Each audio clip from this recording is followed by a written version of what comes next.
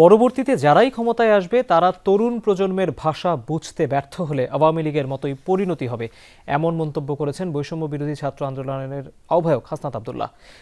জুলাই বিপ্লবের ঘোষণাপত্রের দাবিতে সকালে নারায়ণগঞ্জের চাষারায় কেন্দ্রীয় শহীদ মিনারে লিফলেট বিতরণ এবং গণসংযোগ করেন তিনি। পরে পথসভায় সংক্ষিপ্ত বক্তব্যে হাসনাত বলেন, আওয়ামী লীগ ছাড়া নির্বাচন অংশগ্রহণমূলক হবে না, এমন ধারণা পোষণকারীরা ফ্যাসিবাদের ইন্ধনদাতা।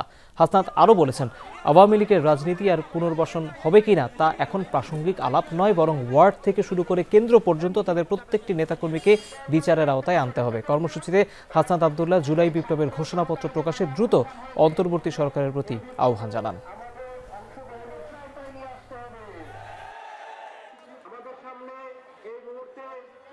পরবর্তীতে যারাই নীতি নির্ধারণের পর্যায়ে আসবে